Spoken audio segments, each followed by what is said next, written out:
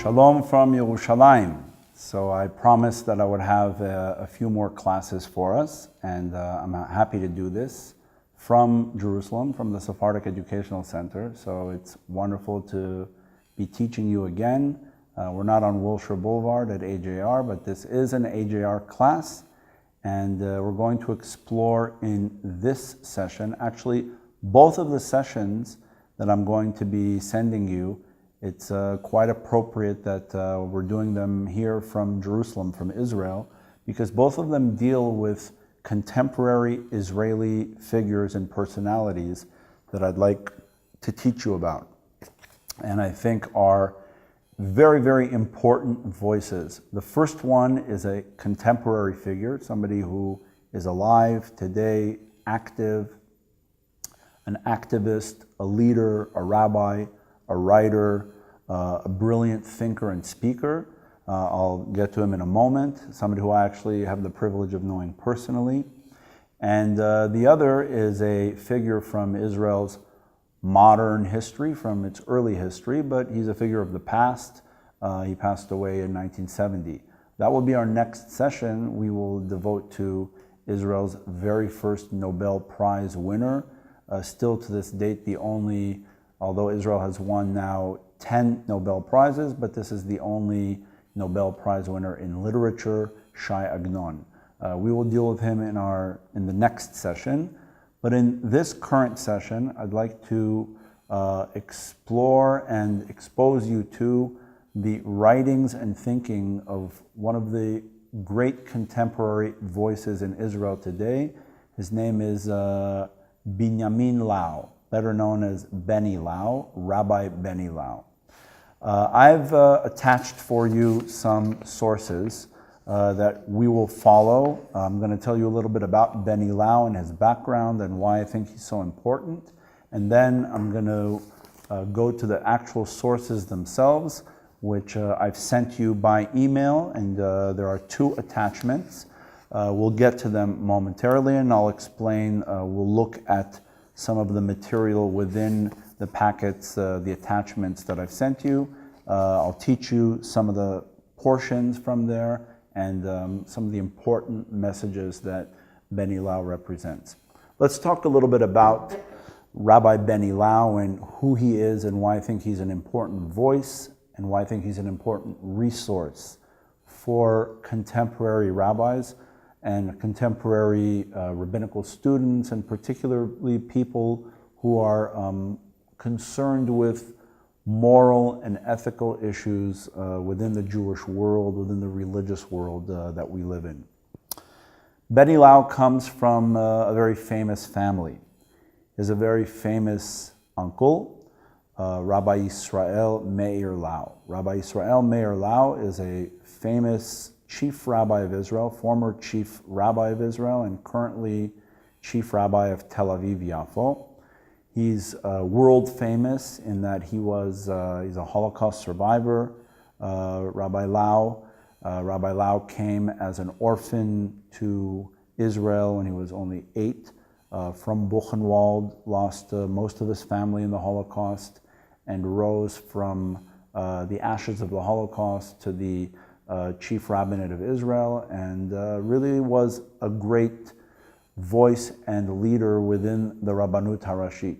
Rabbi Lau's son, David Lau, is the current Ashkenazi chief rabbi of Israel. A little bit controversial today in terms of some of the things he recently said, but we won't really deal with that here. Benny Lau, who I want to focus on, is the cousin of the current chief rabbi of Israel, and he is no less a Talmid Chacham in terms of his brilliance than his cousin, who is the chief rabbi. Some will argue that he was even more of a Talmid Chacham, more of a scholar than his cousin, who is the chief rabbi, but that's really not what we're going to deal with. It's that Benny Lau does not hold an official position as a chief rabbi of Jerusalem. He's actually here in Israel a pulpit rabbi of a synagogue in Jerusalem, here in Jerusalem, the Ramban synagogue. Not the one about 10 seconds from me here in the Old City, but one outside of the walls of the Old City. a synagogue that has many Anglo-Saxon members, Olim who have come to Jerusalem. He is the rabbi there. He is also a very well-known teacher in an institution called Bet Morasha. Bet Morasha is sort of like an Israeli Hartman Institute. And more than anything else, these are platforms for Benny Lau to be a public intellectual. He is a widely published author. He is probably the most sought after television, rabbi on television, on the radio, very, very well known in the wider Jewish world, both by the religious and by the chilonim, by the secular. Speaks beautifully, he's articulate, he's an academic, he holds a PhD from Bar Ilan University. As an Ashkenazi Jew, he actually wrote his doctoral dissertation on the halachic methodology of Rav Ovadia Yosef, who was the most famous Sephardic chief rabbi ever of the state of Israel and one of the most influential political leaders of Israel. Benny Lau was the first to write a book exploring the halachic methodology of Rav Ovadia Yosef. When Rav Ovadia Yosef passed away 2 years ago, Benny Lau's book became again an instant bestseller. Everybody took a renewed interest in Rav Ovadia Yosef, and they immediately published the book by the thousands, and it was sold all over Israel and all over the world. Very, very influential thinker. Benny Lau has knowledge in halacha, in Jewish law, but Benny Lau's greatest concern as a rabbi and as a leader is the moral and ethical voice of Judaism. And this is where I want to introduce two of his famous books and writings that we're going to explore in this session. One of which is a series of books which were written in Hebrew but have been published and translated into English. It's this packet here called The Sages. In Hebrew, it's 4 volumes. I think to this date, 3 of the 4 have been fully translated, and we're going to look at excerpts from volume 1 here in English.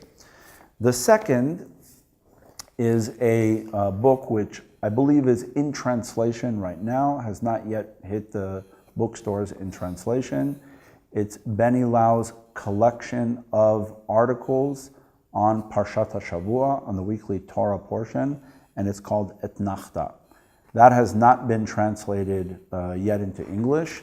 We will be looking, I've provided for you here the Hebrew original from one parasha, as well as an article, a column from the Jewish Journal that I wrote about Benny Lau and about something that he wrote in Etnachta. We'll look at that second. Let's first look at the Sages. And let's talk a little bit about what it is. It's actually one of the most creative compositions in modern day Israel. It appears to be a book of Jewish history about the Second Temple period, about the period of the Mishnah, the period of the Talmud. That's the framing of the book. That's what it looks like in terms of its narrative. That's what it looks like in terms of its table of contents. However, Benny Lau did not seek to write a book on Jewish history, and you'll see soon enough when we look at some of the actual content why it's not actually a book in Jewish history, although it's framed within the context of Jewish history, but its origin lies from somewhere else.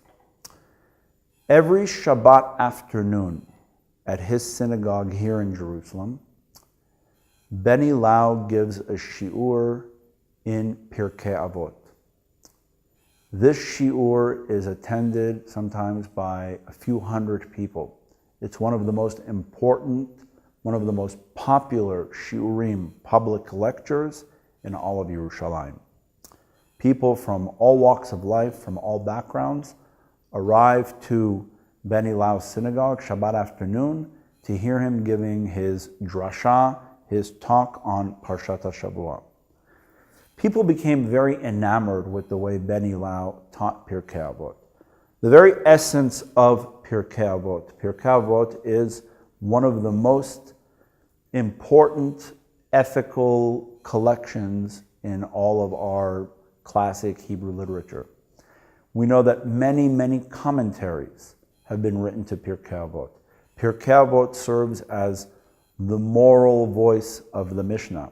When we studied Maimonides, the Rambam's famous 8 chapters, Shmona Prakim, which serve as an introduction to Pirkei Avot, that was one of the books in the Mishnah that intrigued Maimonides because of its moral and ethical character. Same with Ben Ilau. Ben Ilau is using Pirkei Avot in order to send messages to today's Israeli society. And before we look at the actual material, let me talk a little bit about why he feels that's necessary. And I say this now to my audience, to my students, sitting here in Jerusalem in a little bit of a different environment. And I'll tell you, I've been here in Israel now since Wednesday. I arrived tonight, Sunday evening. So I've been here Thursday, Friday, Shabbat, and Sunday, all of 4 days. A lot has happened in 4 days here. You all have heard, I'm sure by the time you'll be watching this, you heard what happened on Friday in Tel Aviv. There was a terrorist attack when somebody opened fire in Dizengoff Center, killing 2, and hopefully by the time you're watching this video, they will have caught the terrorist. But to now, he's still at large. A lot has taken place. There was this afternoon in Hebron, a shooting where a woman was moderately injured. So terror continues to occupy unfortunately, a very central part of what's happening in Israeli society. People are afraid, people are concerned. Today, based on what happened on Friday in Tel Aviv, today in Tel Aviv felt like what happened to us in Los Angeles a few weeks ago, in San Bernardino. And then if you remember, just maybe a week after what happened in San Bernardino, there was a threat to the LA Unified School District, and they actually shut the schools down for the day. People didn't know, should they send their kids, not send their kids, and in the end, the LA US school district decided to close all the schools for the day. So in Tel Aviv, they didn't close the schools, but the mayor of Tel Aviv announced, if you're afraid of sending your children to school today, we understand, and they won't be penalized, of course, and we will have additional security, and you have security forces patrolling all over Tel Aviv because the terrorist is still at large. This is a big part of the narrative going on in Israel. Along with that, along with the narrative of terror and the fear of terror and the whole confrontation with terror, there's also a whole other side of Israeli society, and that's the Jew within the Jew. Having nothing to do with the Arabs, with the Arab-Israeli conflict, with the question of the Palestinians. Many understand that a very big challenge for Israeli society is the moral and ethical character of the society. Much like in any society, but of course Jews having a particular affinity, at least in theory, towards having the upper moral voice, being the moral ombudsman of the world, the tikkun olam that we speak about all the time. So in Israel, there's also always a very large discussion about what they call not tikkun olam, not this global idea, but in Israel they use the term tzedek chevrati, social justice. Social justice is a very, very big part of the drive for creating a better Israeli society. It's true in secular circles in Israel, and it's becoming more and more true in religious circles in Israel. And many believe that, with all due respect to the Arab-Israeli conflict, the bigger looming challenge is to fight corruption in the Knesset, is to combat the corruption of superpowers within Israel, billionaires, moguls that control the economy. This is a very, very big concern of Israelis. A few years ago, some of you may remember that there were protests about 3 summers or 4 summers ago. There were huge protests. I was here for them in the summer. Thousands and thousands and thousands of Israelis were in the streets of Tel Aviv, and then it spread to all over Israel. And the motto, the screaming in the streets, had nothing to do with the Palestinians, had nothing to do with wars, had nothing to do with the Arab-Israeli conflict, but the Israelis were all saying in Hebrew, Ha'am doresh tzedek chevrati. The people, the nation, demands social justice. Israelis took to the streets by the thousands, by the hundreds of thousands, not on security issues, but on the price of cottage cheese, on the price of rent and housing. These were very, very significant issues that continue to dominate the discussion in Israel today. During those protests, mostly generated by secular Israelis, some of whom today are members of the Knesset. They became very well known during those protests and rose to become members of the Knesset, today mostly in the Labor Party. There was one rabbi who was constantly invited to be a moral voice during the rallies in Tel Aviv and here in Jerusalem, and that's Benny Lau. Benny Lau represents the leadership of today that's saying, if we're going to survive here in Israel, it's not only by solving the terrorism crisis. It's not only by solving the Arab-Israeli conflict. As a matter of fact, he'll tell you, we'll solve the Arab-Israeli, as difficult as this may sound, as impossible as this may sound, Benny Lau will tell you, I believe that we will solve the Arab-Israeli problem sooner than we'll solve the social ills that plague our society: corruption, internal violence, corruption of wealth, of power, politics and religion mixing and creating a lethal formula in the Knesset, in religious environments. Benny Lau will be one of those who will say, therein lie the great challenges of Israel, more so even than we know we have a great army. We've won many wars. We've paid a great price for it in human life. And terror is an ever-present fear of ours. Today, perhaps more than ever, because the terrorism today is in popular hands. This is not an organized militia. This is kids, 12, 13 years old, in the streets with knives and with scissors, young men with automatic weapons like what we saw on Friday in Tel Aviv. So we don't know where it's going to come from, and it's a great concern. But alongside with that, the great concerns that hurt Israelis is when they find out that members of the Knesset have cheated, are corrupt. Remember, I'm speaking to you from Israel, where just a week ago there was a court hearing that sentenced, for the first time in history, it's very painful, but the first time in history, a prime minister of Israel will go to jail. Ehud Olmert was sentenced. Now, according to the original sentence, he was sentenced to sit on bribery charges and fraud, 6 years in jail.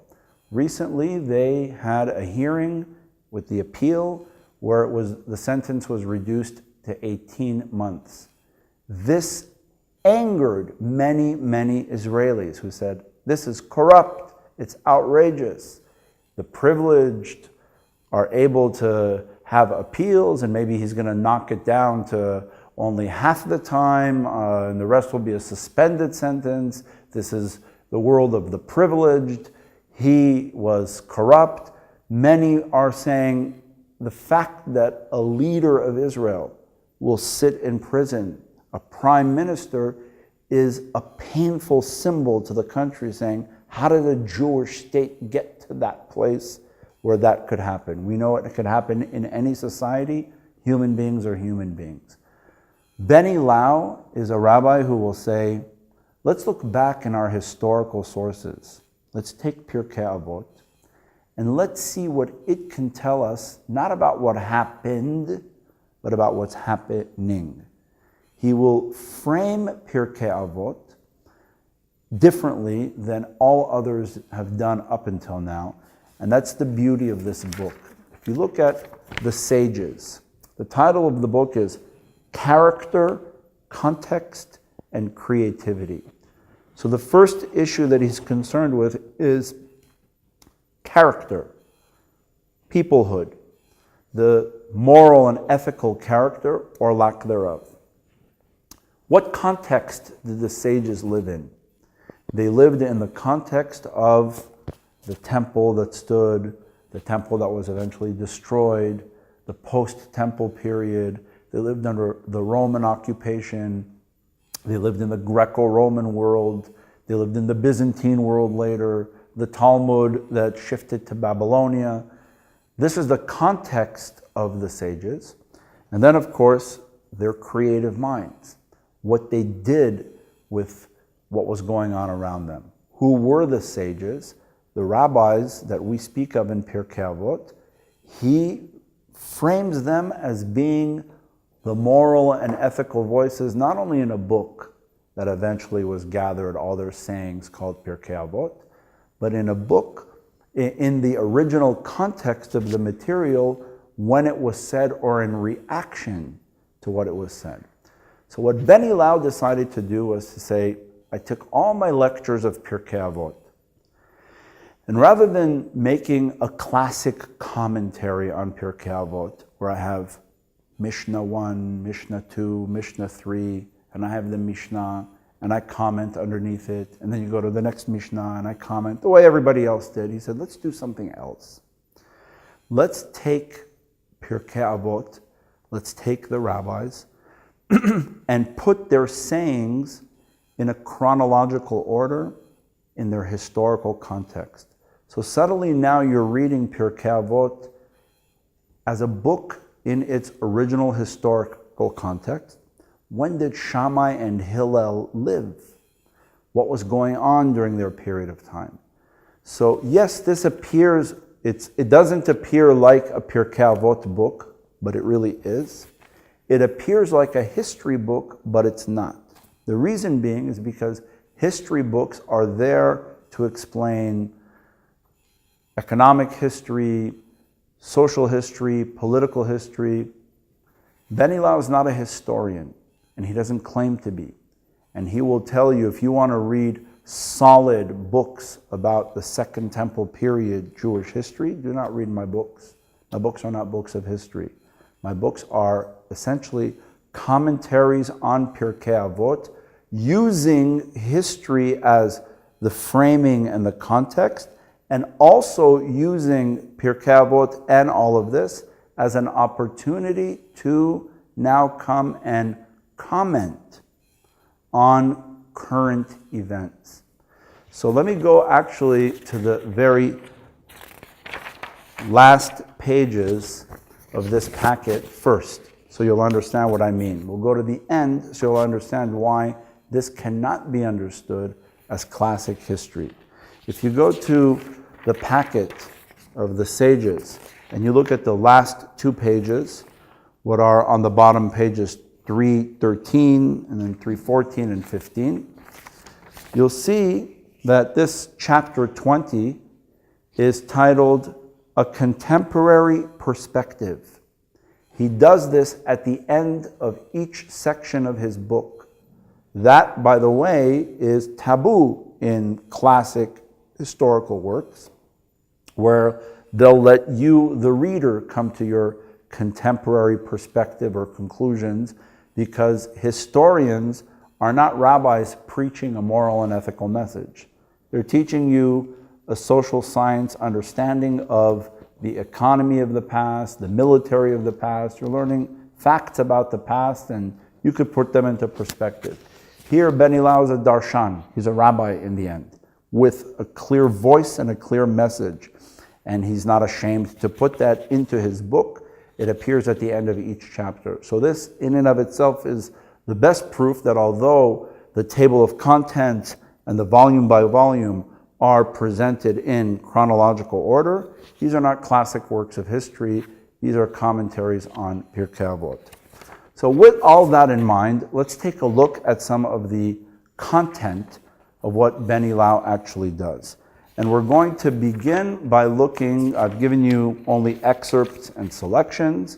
I would strongly encourage that Beni Lau's books, The Sages, like I said, 3 of the 4 volumes from Hebrew have been translated into English. Very highly suggested that you make those books a part of your library. They're available on Amazon or on all sorts of other places. It is a very worthwhile purchase that will serve you well. You'll really revel in the historical framing and context of the material, and the messages are just absolutely brilliant. And throughout, the running theme, if you're going to look for material, it's going to talk about tikkun olam, social justice, a vision of a better society, a better people, taking the higher moral voice, being the people who have the ability to be self-critical, even in the face of violence and extremism in our society, that we're the ones that always are looking in the mirror. Beni Lau today, I believe, is the preeminent voice, almost the Abraham Joshua Heschel of today. What Heschel did in his generation, Beni Lau is doing in Israeli society in Israel today. So with that, let's take a look and study. We're going to go to the 4th page of this handout, what is essentially page 296 on the bottom. And we're going to read a section that's titled Murder on the Altar. We'll read that section because you'll see exactly what interests Beni Lau. And what's also fantastic here is the fact that this is a commentary on Pirkei Avot doesn't limit him to simply the Mishnayot of Pirkei Avot. When you look inside the book, you'll see that each chapter begins with particular Mishnayot from Pirkei Avot, not necessarily all in order, okay? But of course, he quotes additional material because he'll take the theme of that Mishnah and expand it with other texts that throw light on the ideas that the rabbis were commenting upon when they taught the Mishnah in Pirkei Avot. So let's look at that piece, Murder on the Altar. He says, the following story, found in a number of versions in the sources, may provide at least a partial insight into the obsession with impurity and purity that pervaded the temple environs. Here, what is he doing? He's commenting on the fact, he's going to allude to the fact that what was going on in the temple, the Bet HaMikdash in Jerusalem, was corruption. And that there was a greater concern with ritual than with social justice and with ethics. And this is a story, again, brought not from secular sources, but this is brought from the Gemara, Masechet Yoma, Tractate Yoma, page 23a. And he tells the story as it appears in the Babylonian Talmud. Let's look at the source.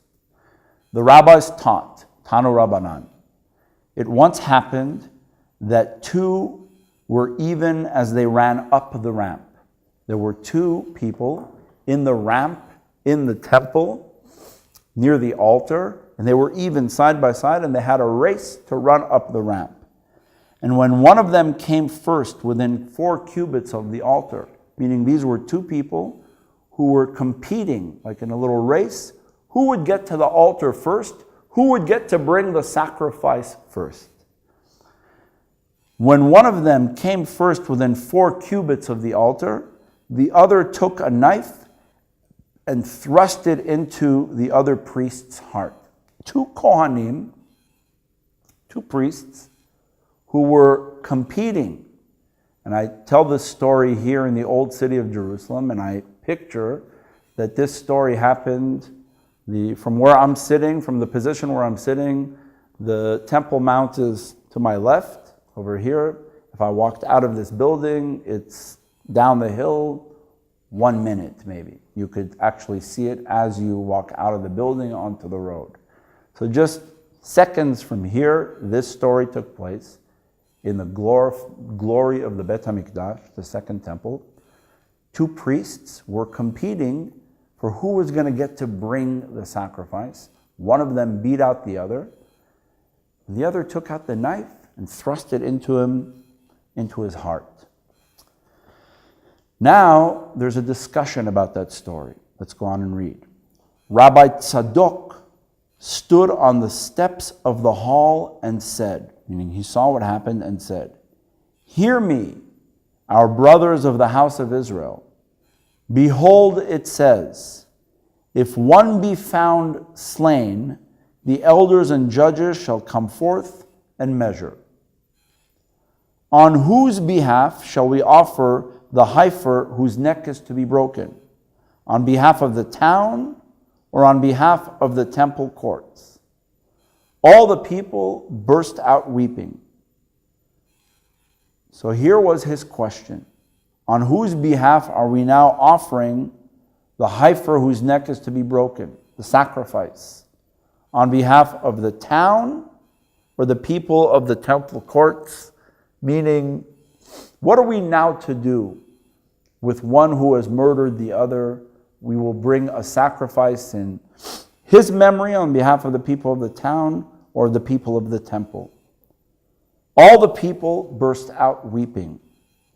Afterwards, the father of the young man came and found him still in convulsions. The father of the young priest who was stabbed.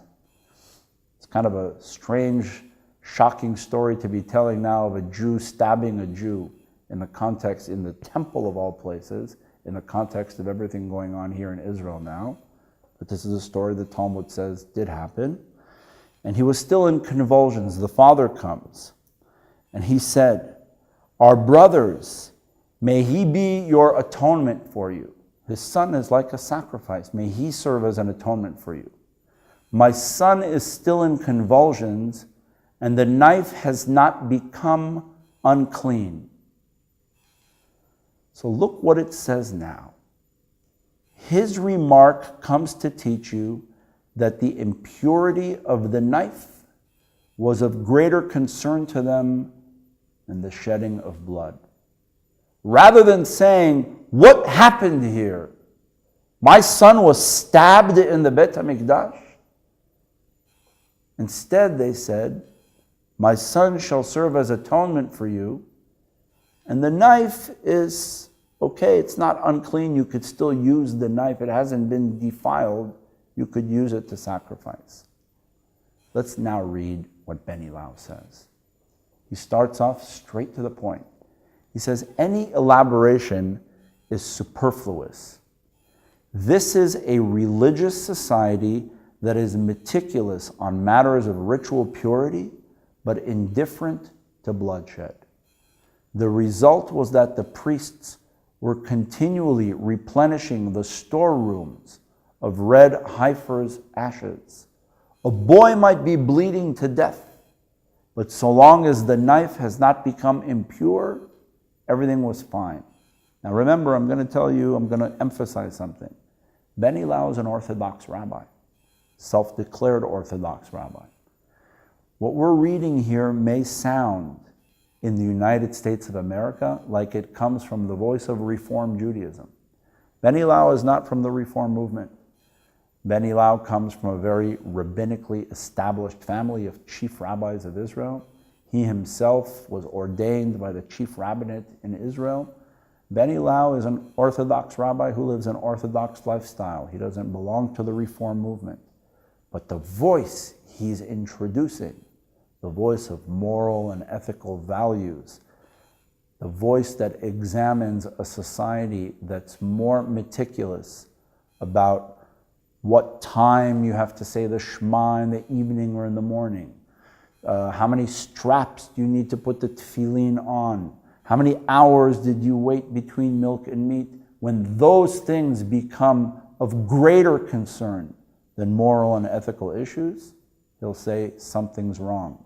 Something was wrong then, and he's using all of this to say something's wrong with our society in Israel today when we have situations of bloodshed, violence, and corruption, and chief rabbis, including his own cousin, including his own uncle, rather than commenting on some of those immoralities within society, will continue to be concerned only about particular ritual practices. This is what makes him so unique. So let's go on reading. We're in this second to last paragraph here. He says, the years preceding the revolt witnessed a temple functioning in accordance with its regular routine, but devoid of the divine spirit that was supposed to hover over it. The house was bereft of sanctity. The Bet HaMikdash was no longer kadosh, was no longer holy. The garments of priesthood were external fixtures beneath which there was no inner content or substance.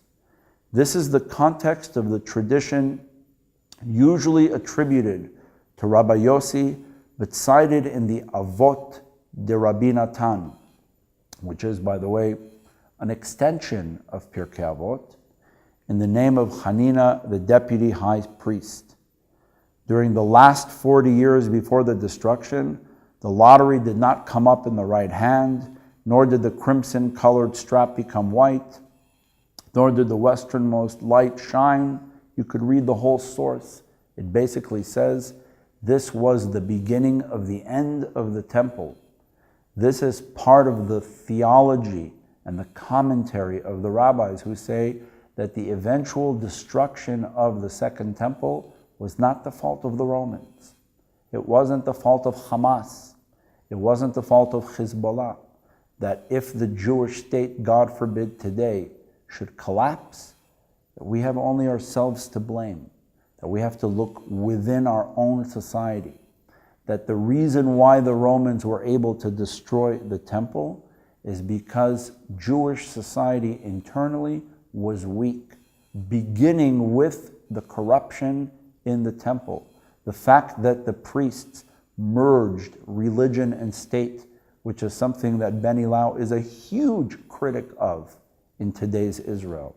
And he is a big, big advocate of the separation of politics and religion in the public discourse, and believes, by the way, that one of the main reasons why to separate church and state in Israel, religion and state, if you will, is not only for the better functioning of the state, but because he thinks that the fact that religion and state are merged negatively impacts the religion, Judaism, the Torah, Jewish ethics and values. That when Judaism becomes political, when the Torah becomes a document of political science rather of spirituality and of moral values and social justice, it is its end, its downfall, like the temple. So if you look at the very, very bottom of page 297, he concludes by saying, this phenomenon sowed the seeds of zealotry, which, as we will see in the following chapter, had particularly fertile ground on which to spread. And he goes on, if you go to the next page, okay, I've skipped to give you excerpts.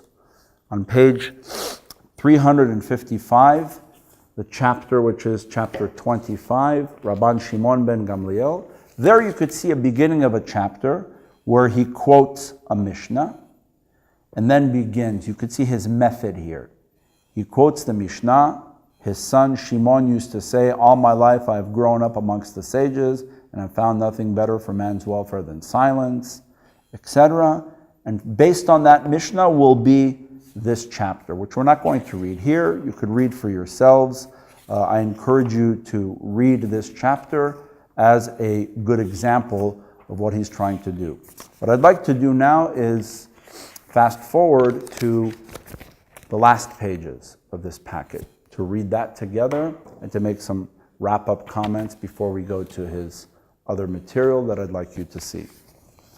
Here you'll get a chance to see what Benny Lau does with all of this material. Remember, the original context of all of this was public lectures on Pirkei Avot, Shabbat afternoon. Therefore, he's giving a sermon. These books are sermons. These are not books that teach the facts of Jewish history. These are books that take drashot on Pirkei Avot and put them into the context of Jewish history, looking back on Jewish history and using what happened as a reflection and a lens to comment upon what's happening in Israeli society today. And remember when I told you during our very last session about the whole Jewish renewal in Israel coming from secular Jews. Benny Lau is kind of part of that world, but not really. Because Benny Lau himself does not sprout from the secular world. He's somebody who grew up in the world of the Bet Midrash. He's somebody who grew up in the world of yeshivot. So his voice is unique, not coming from a secular Jew who's trying to teach Talmud, like Ruth Calderon, but from an Orthodox rabbi who's trying to infuse moral and ethical values into the teaching of Judaism.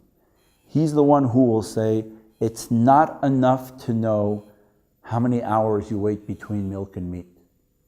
It's equally important to understand that if derech eretz, common values, decency, honor, honesty, moral and ethical values are not part and parcel of what religious teachings is, then religion becomes very minor in this country, and moral and ethical values go out the window, and anything goes.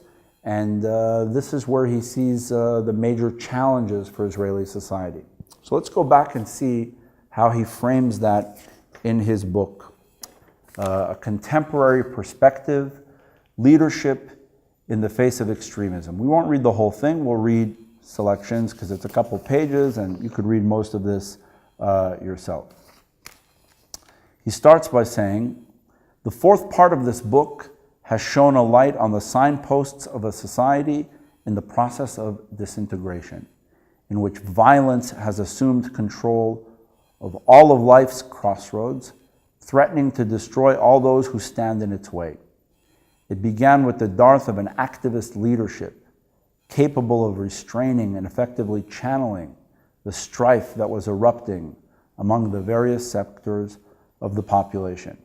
It continued with a glimpse into the temple, only to flee from its harsh scenario of godless priests of religion and men of ritual devoid of holiness, technicians of the temple who focused exclusively on themselves and their own survival.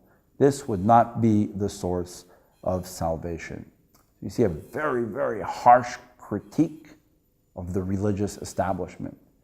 He's putting that in a chapter that talks about a contemporary perspective.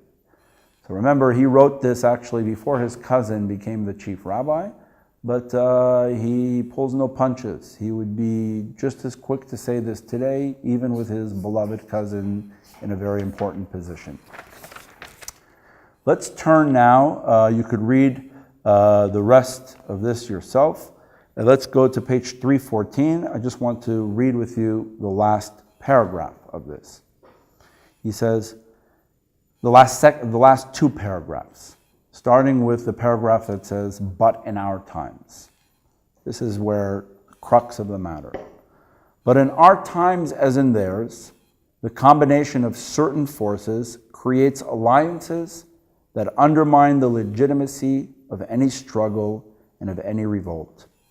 This happens when negative criminal elements infiltrate those of pure and holy motivation, thus defiling the legitimacy of the struggle.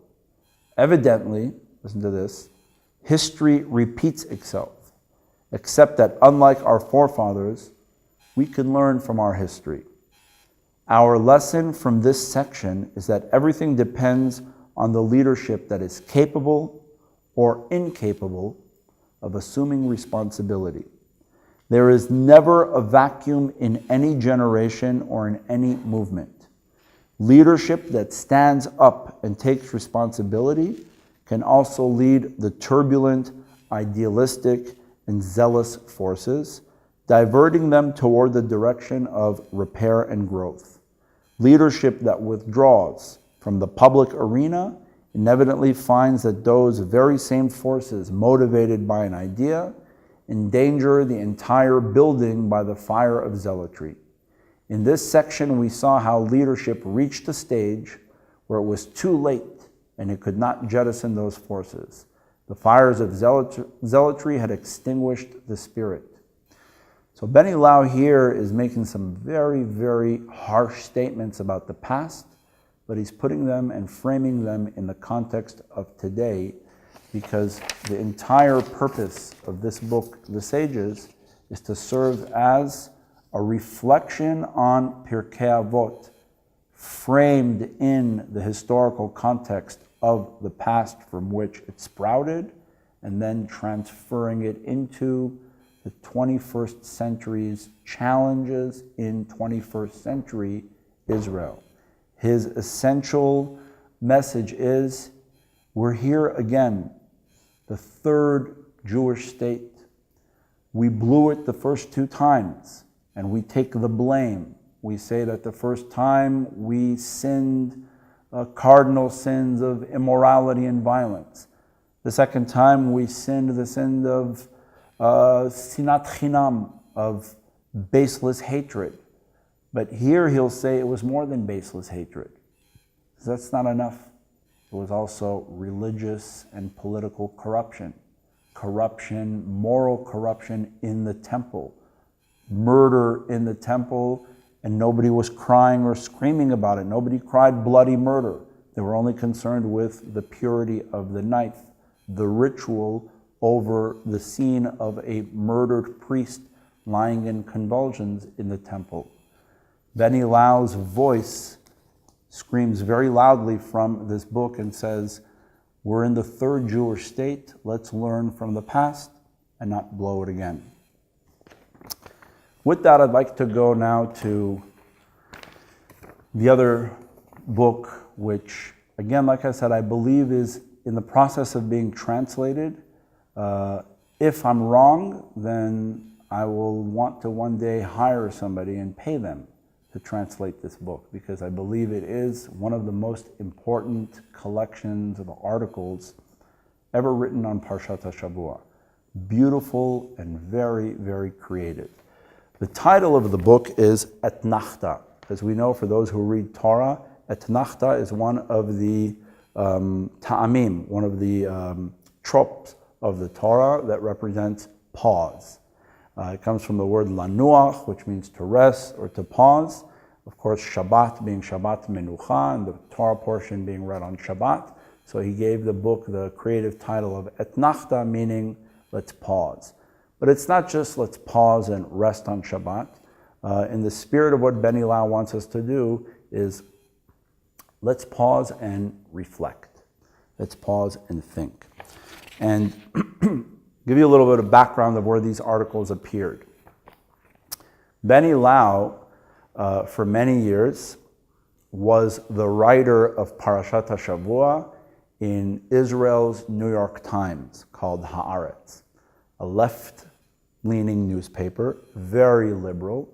Who is the audience reading Haaretz? Mostly secular Israel, mostly the Tel Aviv Israel, what Israelis call Medinat Tel Aviv, the state of Tel Aviv, almost like an independent entity. 45 minutes ride between Jerusalem and Tel Aviv. Two separate worlds, very, very different cultures and environments. The people, the place, the environment is so different.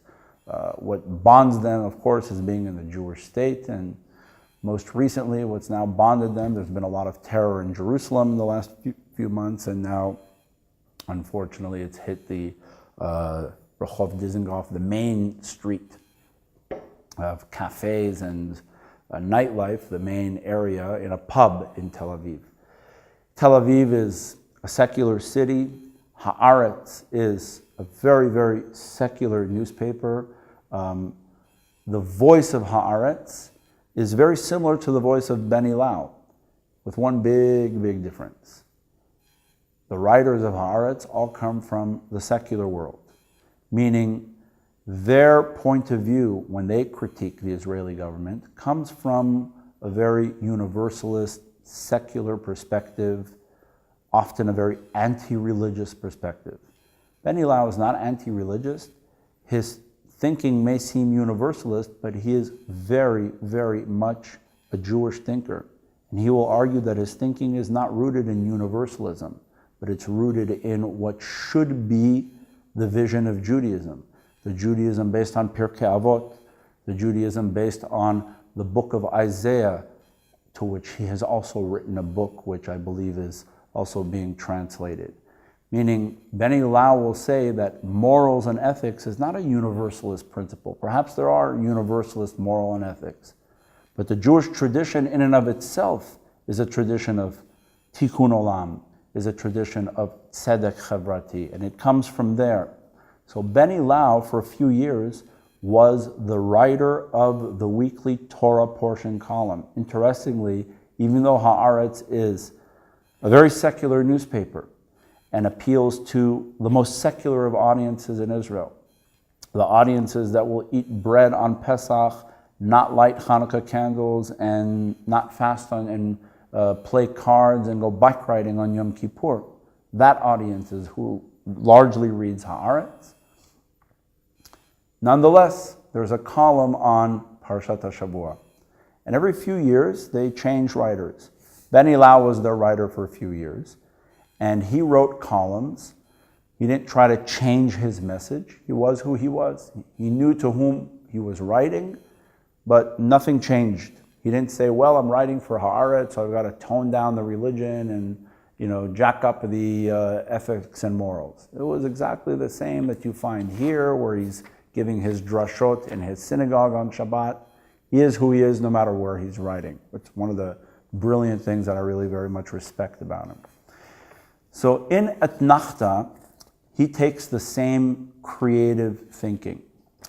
And what I've provided for you here is an article, interestingly, kind of like as a counter to what we read about here, because here we read a very gruesome, ugly description of what took place in the temple, in the Beit HaMikdash. So what I've decided sort of to try to counter it so we don't walk away from here with such a negative feeling about the temple and the high priests and so on, is I've taken actually an article that he wrote on Parshat Pekudei. Parshat Pekudei is the last Torah portion in the book of Exodus, in Sefer Shmot. And as we know, there are 4 Torah portions that deal with the building of the Mishkan, the first portable sanctuary of the Jewish people. Parashiot Truma and Tetzaveh, and actually half of Kitisa, so it's actually 4.5 Torah portions. Truma, Tetzaveh, and Kitisa halfway through give us the blueprint for the building of the Mishkan, including everything, including the clothing of the Kohanim, including the walls, the materials, the woods, etc., etc. From this, the rabbis, as we know, derived the 39 labors that are prohibited on Shabbat, because it says that you don't build the Mishkan on Shabbat, and the rabbis learned from all the labors that are described in the Mishkan what you cannot do on Shabbat, the so-called Lamed Tet Malachot, the 39 labors that are prohibited on Shabbat. And then afterwards, Parashiot Vayakhel and Pekudei repeat all of this detail, but rather than repeating the detail, just to tell us, let's repeat the detail, they actually repeat the detail in action. Meaning, as the Jewish people are now building the Mishkan for the first time, Betzalel and all of the artists and so on, they actually take us through all of the detail again. So in Parshat Pekudei, Ben Ilau comments on one feature of the robe of the high priest. The robe that Aaron, Moshe's brother, Aharon, wore, was the first to wear this robe. He comments not on the robe itself, but on one feature of the robe that appeared actually at the bottom of the robe, that is the bells and the pomegranates. Pa'amon virimon, right? And he talks about the bells and pomegranates as a creative understanding of different generations. So I've provided for you the article. It's actually, most of his articles are short, because remember, these were columns in the newspaper, so he couldn't go on writing a long time. It's 2 short pages. What I've also provided for you, from which we'll just look at small sections of, is 1 week. As some of you may know, I write the column for the Jewish Journal for the Torah portion. I've been writing for 23 years, the column for the Torah portion. And it was my turn to write about Parashat Pekudei. And I went to Etnachta, and I looked at the article, and I was so enthralled by his message that I actually contacted Benny Lau. I have the privilege of knowing him quite well. He comes to Los Angeles often to lecture, and when he came to Los Angeles, I knew somebody who actually was hosting him in their home, and I was put in touch with that person. I said, I'd really love to meet Rabbi Benny Lau. The person set up an opportunity for me to meet him. We spent 2 hours together. It was 2 of the most pleasant, electrifying hours I've ever spent. At the end of, after we go through this, I will tell you one more story that I had personally with him, but I met him a few times since here in Israel. His books that I have in Hebrew, I have autographed from him. He's a special person, a real Ben Adam with Derech Eretz. And so I contacted him. I sent him a message on Facebook, and I said, I write for the Jewish Journal newspaper, and I would like your permission to write an article about you based on your article in Etnachta, which will involve me also translating and publishing a piece of that article in my article. Do you give me permission to do that? And he was very honored, and he said, with great pleasure. So I've provided you that article here. It's in the last couple of pages. I'm not going to read the whole thing here. I want you to read for yourselves. I'll just make a few comments. You'll agree with me, I hope, I think, after you read this article, and you will see that Benny Lau's voice, not only as a spokesman and a voice of morals and ethics, but also as a voice of pluralism, of religious pluralism, despite the fact that he does not come from really the denominational world of the United States. He may be called an Orthodox rabbi, but he operates in Israel. It's very different here. Benny Lau's voice here, I titled the article, Bridging Judaism's Generation Gap. And Benny Lau here, in what seems to be such minute detail, the bells and pomegranates that appear on the bottom of the robe of the high priest. He takes that and turns it into one of the most creative ways of understanding who the bells are, who the pomegranates are, and how the bells and the pomegranates have to learn to coexist and live within one another.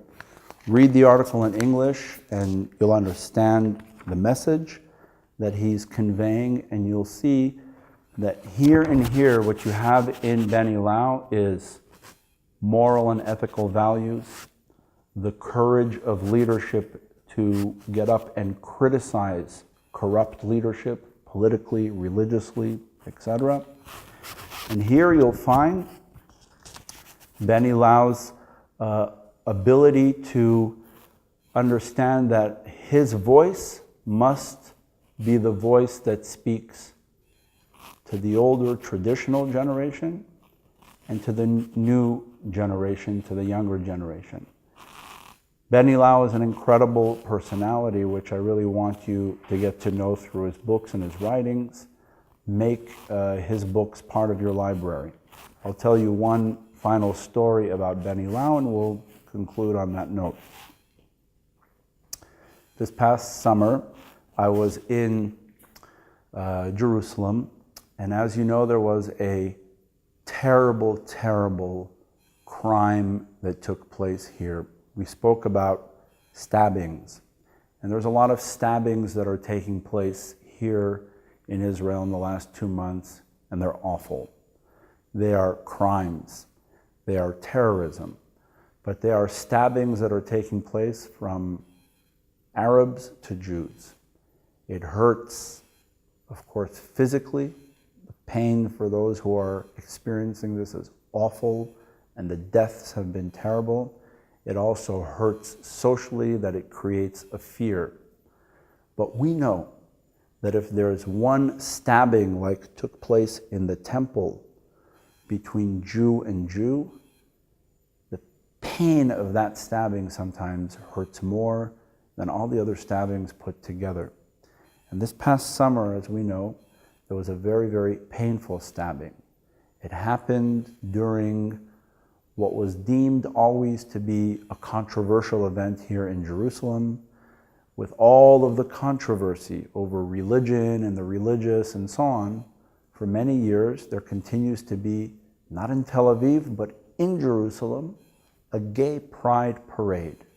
And I'm sure all of you heard what took place at the gay pride parade this past summer in Jerusalem, where a young girl was stabbed to death by a religious person, somebody who was dressed religiously and came with a knife and stabbed 6 people and one young girl, 16 years old, who was killed in what really shook the whole country. What happened as a result of that here in Jerusalem is that there were several hundred young people who declared a public sitting of Shiva in the middle of the city, in Kikar Tzion, right near Rehov Yafo, Ben Yehuda Street. I'm sure you've all been. Right there at the center of everything, they said every night during Shiva, we are having a public sitting of Shiva. And one night I was in Jerusalem, and I was walking from an event that I had attended, and I walked back through the center of town, and I came across all the people that were sitting Shiva. And I was intrigued. I saw circles of people from all walks of life, young, old, religious, secular, Sfaradim, Ashkenazim, straight, gay, all sitting together on the floor in circles, 6-8 people per circle, sitting and talking and studying text and contemplating, where are we going as a society if a religious person can take a knife and stab a young girl to death because he disagrees with the gay pride parade? What kind of society are we creating here in Israel? And I was intrigued to listen to the different circles, so I chose not to sit in any one circle. I walked around and I was eavesdropping because I was curious to hear the different conversations, and they were each fascinating one by one. Suddenly somebody comes up to me, puts his arm around me and says, Daniel, mata osepo? Daniel, what are you doing here? And it was my dear mentor. I don't know if I call him a friend, I'd be honored that he's my friend, but my mentor, Benny Lau. He says, what brings you here to Jerusalem? Are you with the Sephardic Center here this summer? And I said, yes. And he said, come. It's not the time to socialize. Sit. Let's bring some people. Let's make a circle. And here was this prominent, amazing leader. He was very prestigious. He's on the radio, on television all the time. And I had the privilege of sitting down in a circle with him. And of course, being who he is, drew lots of people. And we sat And here was again an Orthodox rabbi who said, there is no doubt in the world that in the Orthodox community, we need to come up with a sensitive solution to include the gay and lesbian crowd into Orthodox synagogues. We need to find a way to make them part of our community, and that they should never ever feel left out. They should never feel singled out. They shouldn't be known as gay or lesbian within the community. We have to find a way. This is a great challenge of our synagogues here in Israel. He says, I know that there are synagogues, many in the United States, who have done this.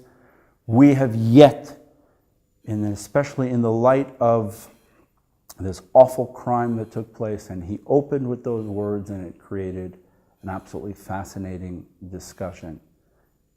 This is who Benny Lau is. I'm obviously a very big, passionate fan of his, and I encourage you to read his books, make them part of your library, make use of them. This is some of the best material to use as drashot for ethical and moral values, discussions about Israel, internal Israel, as well as security-driven Israel. And when you read this article, this translation that I wrote here, you'll understand why Benny Lau's voice, as somebody who could cross generations and speak to the older as well as the younger, is a talent that each and every one of us needs to seek and to adopt in our own lives as rabbis and as teachers. So with that, I will wish all of you Shavua Tov. It should be a good week. Wishing better times from here in Jerusalem and from here in Israel, and look forward to being in touch soon. Shalom from Yerushalayim. Thank you.